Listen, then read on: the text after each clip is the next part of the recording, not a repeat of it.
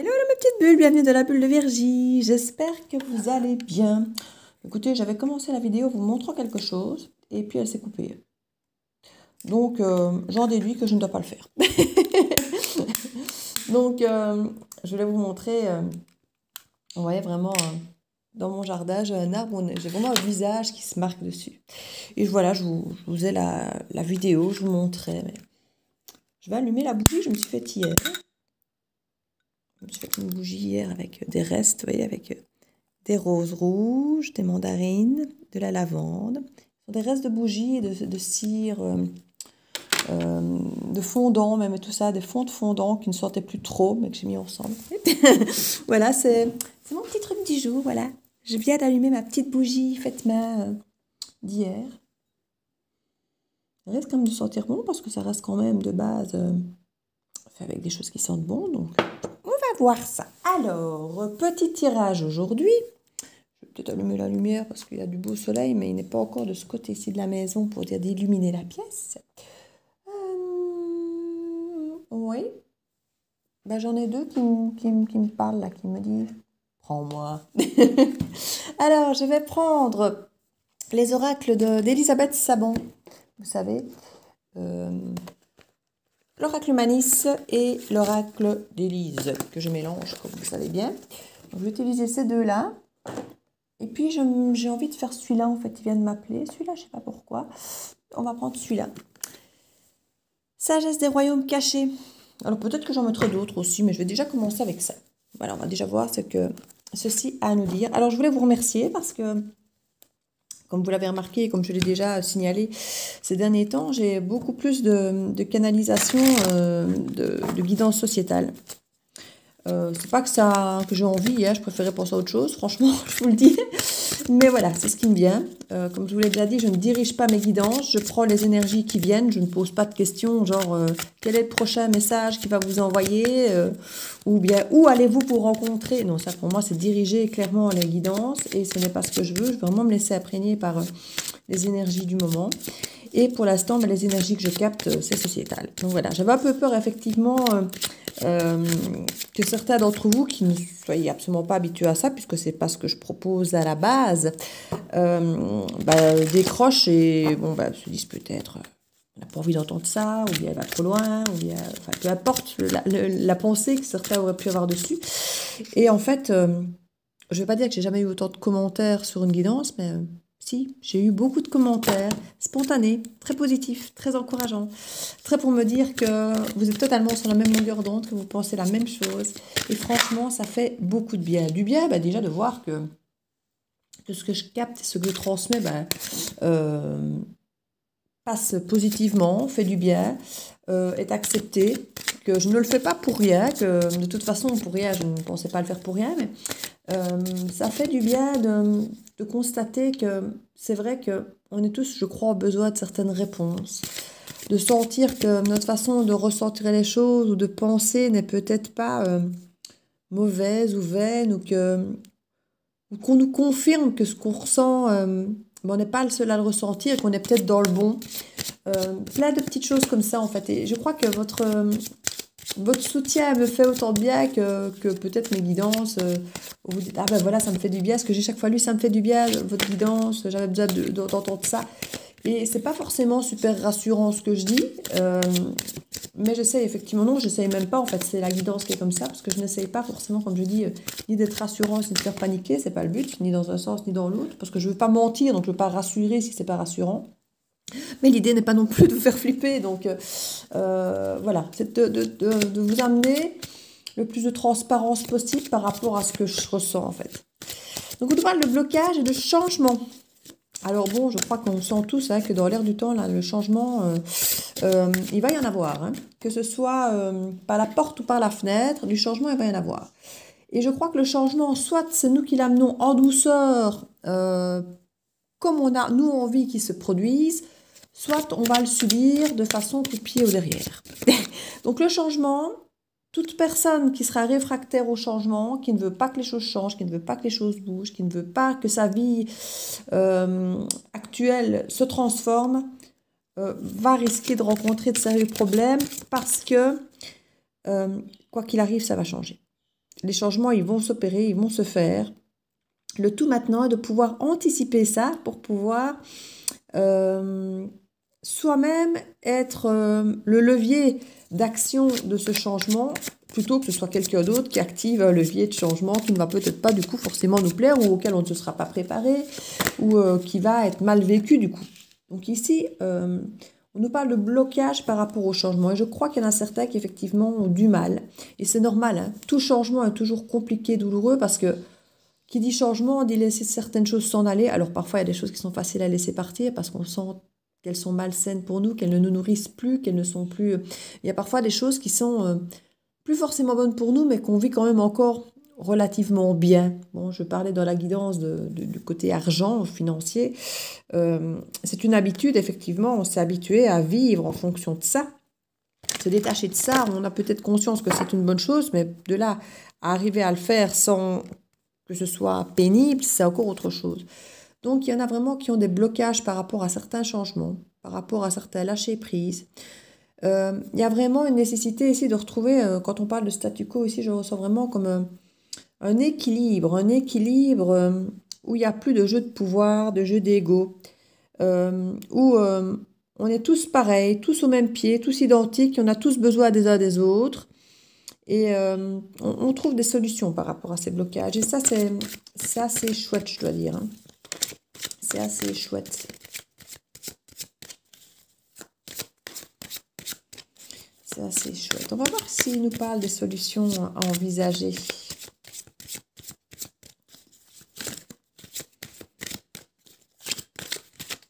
Alors, je suis la première à être beaucoup dans ma bulle, hein, mais j'entends ici essayer même de créer des petits réseaux entre voisins. Que ce soit quand il y a des coupures de courant ou n'importe quoi, on est content de pouvoir parfois compter les uns sur les autres directement, hein, parce que Internet, tout ça c'est bien, mais on est à distance avec les gens et on ne sait pas toujours quand il y a des soucis tout près. Pouvoir compter sur Internet si tout est coupé. Bon, ben voilà. Donc avoir un réseau tout proche sur lequel on peut compter et qu'on sert aussi nous-mêmes de béquilles aux autres. Alors c'est pas toujours besoin d'avoir beaucoup de monde, hein, mais je dis ça avec 6 personnes, ça peut faire parfois la différence. On nous parle de correspondre, de communiquer. Alors ici on est vraiment dans la communication téléphonique ou épistolaire. Donc il y a peut-être effectivement reprendre une forme de communication peut-être plus ancienne. Parce que le côté téléphone, ici, je vois le vieux téléphone et les lettres, ce qu'on écrit plus beaucoup, plutôt que peut-être justement Internet et tout ça. Donc, reprendre les bonnes vieilles communications.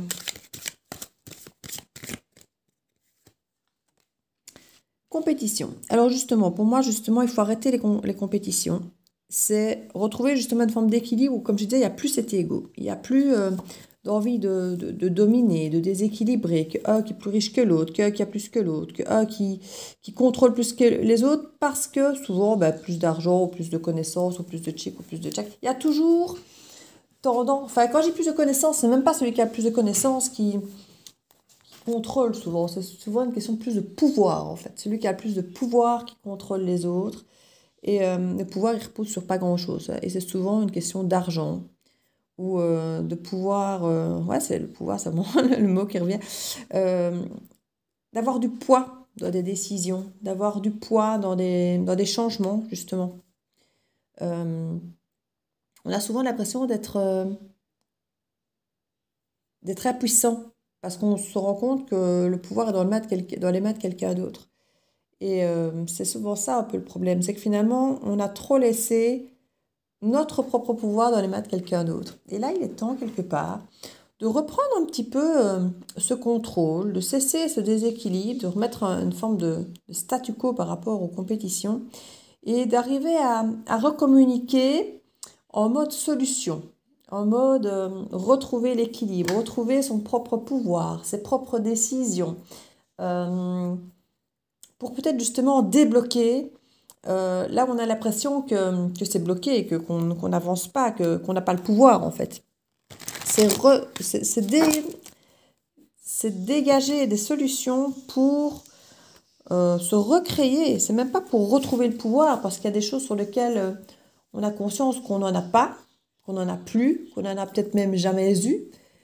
Mais il y a des choses où on se rend compte qu'on peut se recréer des pouvoirs. On peut se recréer de nouvelles choses à faire sur lesquelles les gens n'ont pas, en plus, comme je disais la dernière fois, l'apprentissage, par exemple, vos apprentissages, vos expériences, ce que vous avez en vous, ben ça, on ne pourra pas vous le contrôler, on ne pourra pas vous le prendre. Donc, il y a des choses qui, comme je dis, c'est une richesse autre que financière, sur lesquelles on n'a pas de levier d'emprise. Et tout ça, ce sont des chouettes solutions pour lever les blocages, justement, pour lever les blocages. Ah, manipulation de l'argent, ça revient, ça revient, ça revient. Montagne, ouais.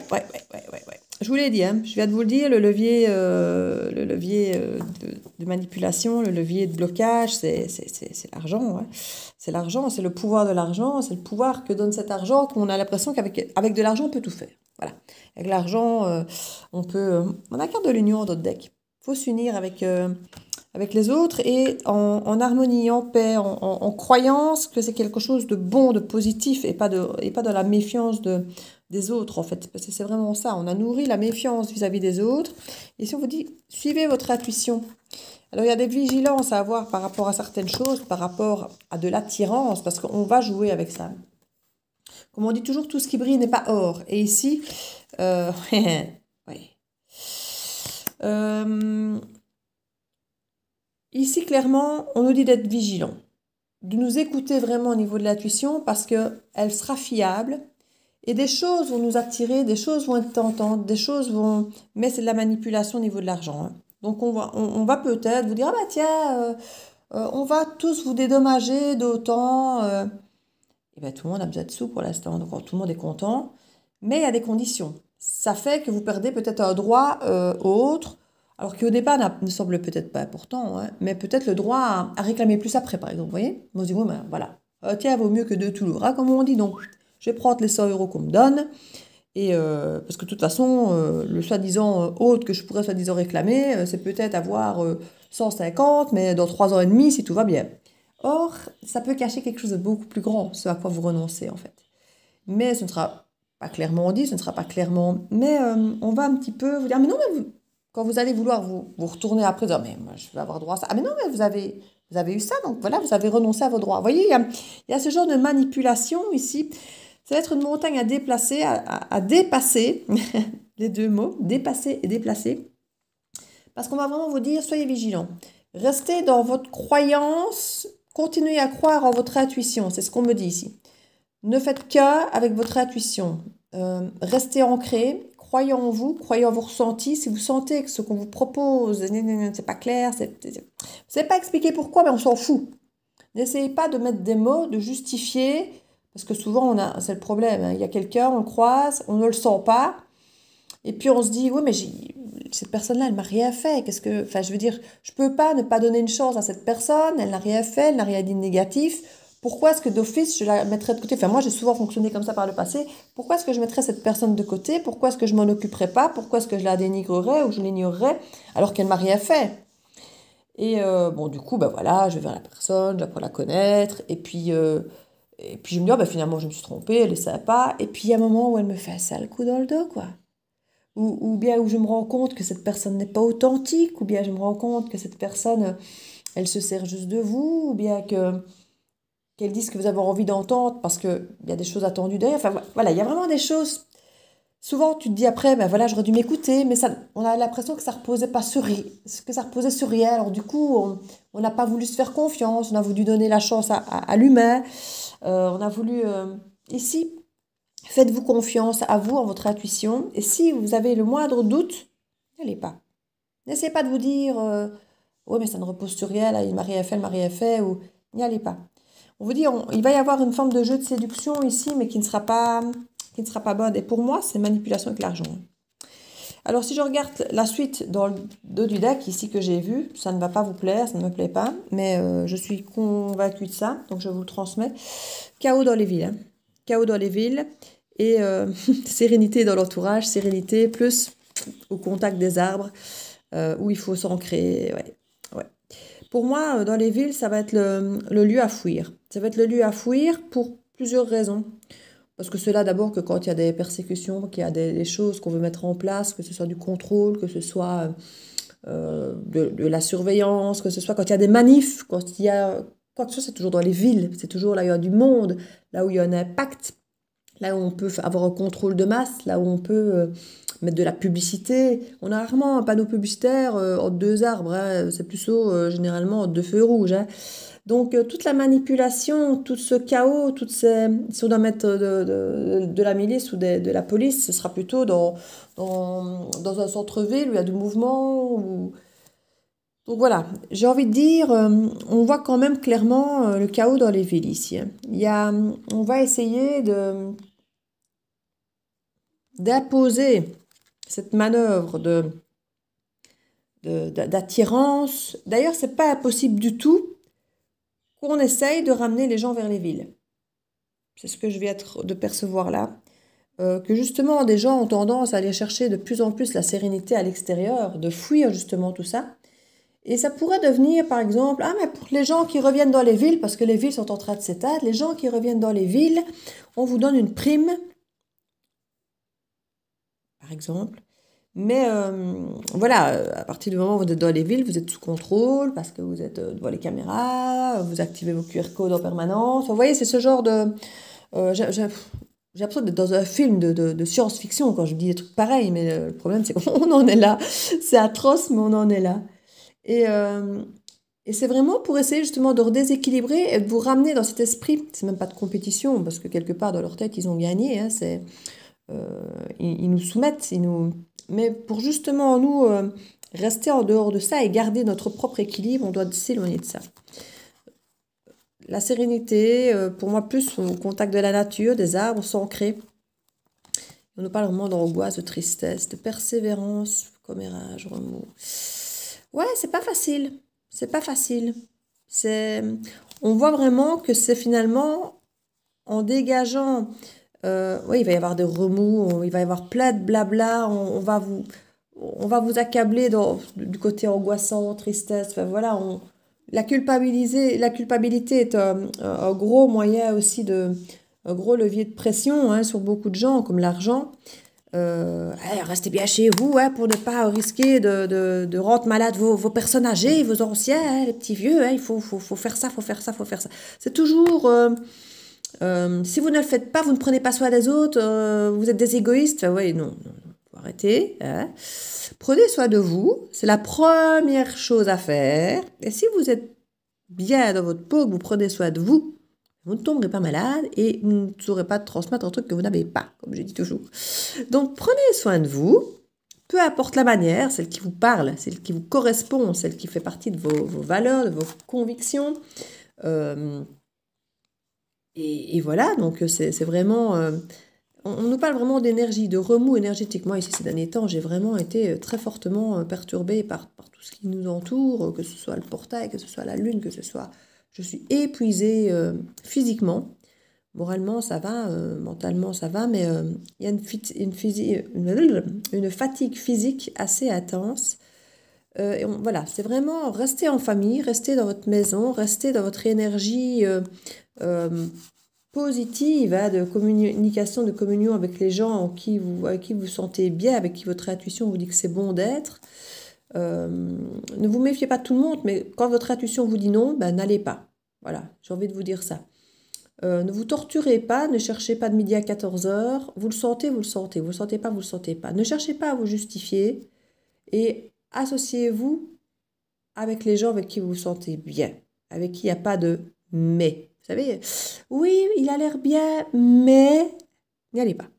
N'y allez pas. Vous avez sûrement raison. On parle d'une élévation dès lors qu'on peut s'associer avec les gens avec qui on se sent bien, dans nos maisons, dans nos familles. Au coin du feu, c'est vraiment le côté confort, rassurant, et ça ne coûte rien. Cet esprit-ci ne coûte rien du tout. C'est la chaleur du feu de bois, c'est le chocolat chaud qu'on boit au coin du feu, où on se regarde, on discute, on chante, on rit. Vous voyez, c'est ce bien-être-là qu'on partage avec les gens qu'on aime, avec qui on est bien, qui élève l'énergie et qui ne coûte rien. Et qui est un levier dont on ne pourra pas se servir, sauf si on remet des machins où on ne peut pas se voir en groupe. À votre avis, à quoi est-ce que ça sert, hein, de mettre des CST, des limites de nombre de personnes dans une bulle c'est pour éviter ça, justement. C'est pour éviter le truc gratuit, pas cher. On a fermé des bois quand il y a eu des confinements. Vous trouvez ça normal de fermer des bois? C'est à l'extérieur, c'est dehors, c'est à la nature, on se ressource, c'est rien de malsain. Mais non, parce qu'on ne veut pas que les gens se ressourcent et soient bien. On préfère que les gens soient avec des énergies basses et soient mal de leur peau, ils soient malheureux. Ils cherchent à tout prix qu'on réouvre les restaurants, les trucs illusoires et superficiels en fait. Et on y court. Hein. Moi, je suis une fan à la base de voyage et de resto, hein, donc c'est quelque chose qui faisait intégralement partie de ma vie avant, beaucoup, beaucoup moins avant évidemment, mais ça faisait vraiment partie de ma vie avant, mais maintenant, aussi, quand je vois vacances, je ne pense pas forcément aux vacances qui coûtent. Je vois plutôt voilà, au repos, à s'extraire, à prendre du temps pour soi. Le vrai repos, quoi, en fait, le vrai repos de l'âme, de l'esprit, du mental, physique aussi, bien sûr, où on peut s'élever vraiment, où on se sent en symbiose, en fait, avec soi-même et avec la nature et avec les gens qu'on aime. Et je dis, ça coûte rien. Et là, du coup, à part soi-disant vous isoler, et ça, ils essayent de le faire, euh, ils n'ont pas de levier là-dessus. Pas comme avec l'argent. L'argent, ils font ce qu'ils veulent. Avec le levier de l'argent, ils font ce qu'ils veulent. Et c'est ça que je dis que dans les villes, c'est pareil. Il y aura ce chaos, il y aura ce principe d'argent, de foule, de monde, d'oppression, de restriction. C'est facile de faire ça là. C'est facile de contrôler ça là. Une fois qu'on s'extrait, et ça c'est ce qui ne va pas les arranger, une fois qu'on s'extrait, c'est plus compliqué de nous contrôler, de nous maîtriser, parce qu'on peut vivre, comme je dis, en symbiose avec pas grand-chose en fait. Et ouais, il y a des mensonges encore, on va nous baratiner sur plein de choses. Ne croyez pas tout ce qu'on vous dit. Euh, Il y a vraiment des énergies où on vous met des merdes dans les mains, dans les pattes, et puis on vous fait croire que c'est de l'or, quoi. Ah, c'est génial, regardez, ça va vous simplifier la vie, ça va être top, ça va être génial. Et en fait, ça peut être la plus grande merde qu'on essaye de vous vendre. Parce qu'on ne vous parle pas de tout le pendant négatif, et effectivement, c'est un petit peu ce que je disais tout à l'heure, hein. Manipulation, hein. On va vous attirer vers quelque chose qui semble brillant, qui semble chouette, qui semble intéressant, qui semble être un peu, bah oui, le passe, le passe partout, ici, c'est vraiment ça. Et mais en fait, voilà, on est en train de commencer à libérer les gens du pass sanitaire ou vaccinal, mais en même temps, on est en train de faire avancer le pass européen. Mais c'est la même merde, c'est un autre nom, c'est la même merde, mais il y aura encore plus dedans, parce que dedans, il y aura votre carte mutuelle, il y aura votre carte d'identité. Vous ne pourrez même plus aller à la pharmacie sans ça. Vous ne pourrez plus aller chez le médecin, vous ne pourrez plus rien faire. Et en fait, oui, mais c'est facile avec le pass européen. Vous pourrez commander votre passeport en un coup de cuillère à peau sans même vous déplacer. Vous pourrez rentrer dans les restaurants, vous pourrez faire ça, vous pourrez faire ça, vous pourrez aller à l'école, vous pourrez travailler, passer un examen pour être engagé. Oui, et si tu ne l'as pas, ben, tu ne fais plus tout ça. Donc vous voyez, mais ça, on ne vous le dit pas, évidemment, on ne vous le dit pas. Je ne sais pas si vous avez vu une publicité pour, je crois que c'est Thales, Enfin, tapez ça dans Google si ça vous parle. Enfin, je dis Google, mais une fois de plus, c'est une plateforme payée par tout ça. Donc, une fois de plus, ça nous donne ce qu'on veut bien nous donner. Et ça nous vend ça pour du rêve, quoi, pour un truc génial. Quoi. En fait, on a presque envie d'applaudir à deux mains quand on voit la publicité. Quoi, ça. On n'aura plus besoin de sortir de chez soi pour voir les gens, limite, vous voyez. Ben, c'est un peu ce qu'ils veulent qu'on en arrive à faire. Or, c'est tout le contraire qu'il faut faire. C'est tout le contraire qu'il faut faire, en fait. On nous vend du rêve, mais un rêve de merde. Et donc on nous dit qu'il y a des mensonges, hein. Mais on sent bien qu'il va y avoir de la réflexion par rapport à ce mensonge. On n'est pas dupe, hein. On va voir le truc et il va y avoir des retrouvailles avec des gens, vraiment. Alors bon, oui, on va aussi créer des jalousies, essayer que les gens se divisent, hein. Ça a été divisé pour mieux régner, c'est ce qu'ils font depuis le début. Mais pour moi... Pour moi, ils vont tenter effectivement les systèmes de jalousie. Donc on va peut-être risquer effectivement d'offrir de l'argent à une certaine partie de la population et attirer les gens, une certaine partie, pour creuser encore plus l'écart. Pour se dire, regarde, il y a des gens qui ont de la chance, nous on n'en a pas. Regarde, il y a des gens qu'on favorise, nous on ne peut pas. Et on va finir par envier ces personnes, mais qui à la limite vont vers une attirance, vigilance, attention, négative. Donc c'est pas quelque chose de bon, hein. Ça a l'air bien et ça va juste créer la jalousie entre les gens en fait. Et ça va créer des tensions parce que pourquoi est-ce que, déjà chez nous en Belgique, en Wallonie, il y a des lois, des décrets, lois d'urgence où ils ont plein pouvoir à la con, il faut vraiment le dire comme ça. S'ils se lèvent un jour matin, qu'ils décident que c'est loi d'urgence. Un petit peu comme ça se passe à Ottawa. Et ça n'avançait pas sur le plan fédéral, cette loi-là. Ils l'ont fait du côté Wallonie, quoi. Mais à Bruxelles, non, et du côté flamand, non plus. Donc c'est un tout pays de rien du tout. La phrase, c'est l'union fait la force, hein, chez nous, hein, c'est notre devise.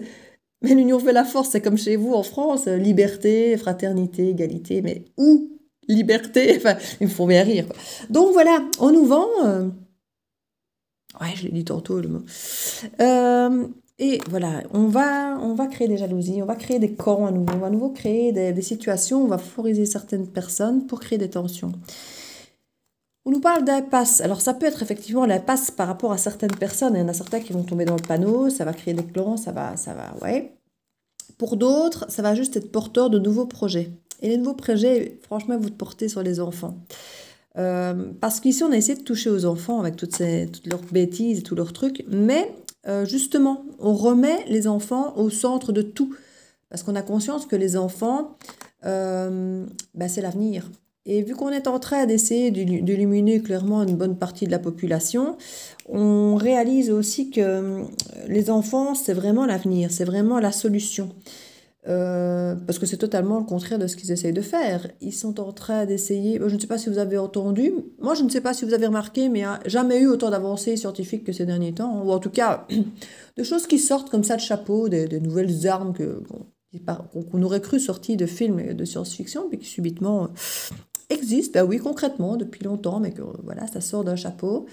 On a des utérus aussi artificiels, alors on se demande bien pourquoi, parce que la population, on a trop de monde sur la Terre, mais on crée soi-disant ça. Ben pourquoi pensez-vous? Parce que bientôt on ne sera plus aussi nombreux, et qu'à partir du moment où on sera tous stériles, il faudrait bien quand même qu'il y ait des enfants de temps en temps, hein. Donc voilà.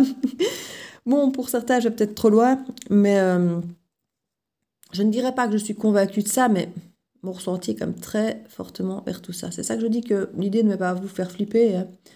Mais quand on pré-shoot, comme je dis, quand on ressent, qu'on pressent certaines choses, on sait éventuellement parfois je ne vais pas forcément dire les éviter, parce que comme je dis, le changement, il aura lieu, hein. Mais on sait s'adapter à ça et s'adapter à notre manière, parce que ce sera notre choix de le faire avant que ça n'arrive et pas de le subir. Et ça, c'est toute la différence.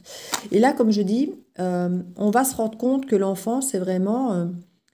c'est la chose, alors j'ai horreur de dire chose quand je parle d'un enfant, mais s'il y a une chose à préserver dans tout ce qu'il y aura à préserver, et Dieu sait si on va perdre des choses, ce sont les enfants.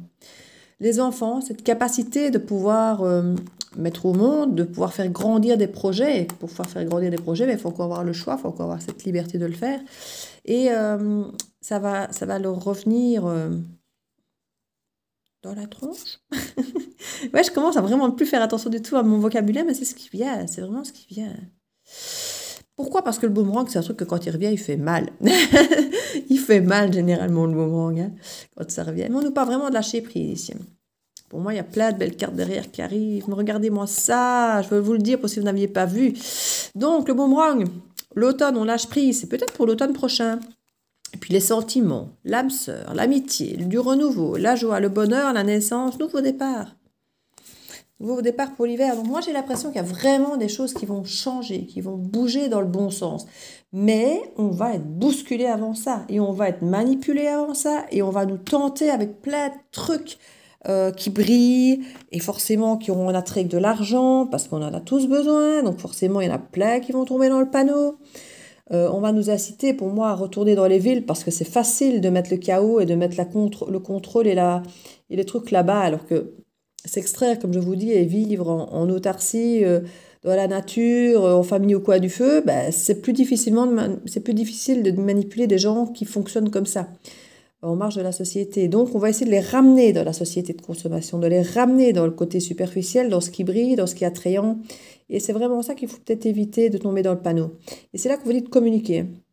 Et là, c'est ce que je suis en train de faire avec vous, hein. Je communique au maximum ce que je peux. C'est pour ça que je ne me bride plus du tout et que je dis vraiment les choses comme elles sortent. Et tant pis comme je dis, si c'est censuré, hein, il y a Chromebunker, je vous ai mis le lien dans ma barre d'infos, hein. Et parce que je vais commencer certainement à l'aide, parce que je parle beaucoup trop librement et ce n'est plus du tout autorisé, ni sur Facebook, ni sur cette plateforme. Donc voilà, ici, la solution, c'est vraiment de recommuniquer toutes ces idées, toutes ces choses pour sortir effectivement toutes ces solutions, pour débloquer ça, pour créer vous-même ce changement, mais un changement équilibré, vraiment. Et pour moi, il faut sortir des villes. Parce que dans les villes, c'est... Alors maintenant, le chaos est nécessaire, hein, parce que c'est quand il y a le chaos qu'après on peut reconstruire quelque chose de neuf. Et l'économie va tomber, ça va être le chaos, et on va devoir recréer quelque chose derrière. Mais c'est pour ça que je dis, recréez déjà votre réalité maintenant. N'attendez pas que le chaos arrive, en fait. Parce que sinon, si vous attendez que le chaos arrive, tout va s'effondrer. Vous n'aurez de toute façon pas le choix de reconstruire. Mais là, du coup, vous aurez peut-être encore moins le choix. Parce que vous n'aurez pas prévu, vous n'aurez pas anticipé, parce que vous allez lutter contre ce changement momentanément. Et c'est une perte de temps et d'énergie, en fait. Donc, activez, actionnez déjà le levier du changement maintenant, tant que vous avez le pouvoir, tant que vous avez des marges de manœuvre, tant que vous avez plusieurs solutions qui s'offrent encore à vous, qui seront peut-être plus ouvertes plus tard. Ouais, actionnez vos contacts. C'est maintenant. C'est maintenant qu'il faut créer des contacts, des liens, pour avoir plus tard des solutions et pour anéantir cette espèce de compétition qui n'a pas lieu d'être. Et surtout, ne vous laissez plus influencer par l'argent. C'est vraiment un conseil parce que je sais qu'on en a tous besoin, je sais que ça paye les factures, que ça paye, que tout augmente et que... Mais c'est un des plus gros leviers de manipulation dont ils vont se servir, je le répète. En tout cas, j'aime bien le dos du deck, c'est sérénité. Donc ça, gardez votre énergie la plus haute possible, soyez le plus serein possible, malgré ce que je peux vous dire, hein, qui peut sembler assez sombre, assez noir, assez moche, assez déstabilisant surtout. En fait, c'est ça, en fait, c'est surtout le côté... C'est pas tellement que c'est moche, parce que le changement qui va s'opérer sera bon, mais c'est très compliqué, les changements. C'est très mal vécu souvent. Et plus on résiste, plus on bloque sur un changement, plus mal c'est vécu et plus ça semble noir et sombre parce qu'on s'accroche à ce qu'on perd. Et c'est le pire, c'est comme une rupture sentimentale. Si vous ressassez pendant 1 an, 2 ans votre rupture et 15 ans après vous êtes encore en train de pleurer votre rupture, mais ça fait 15 ans que vous êtes en train de perdre cette même personne alors qu'en fait, cette personne, elle est peut-être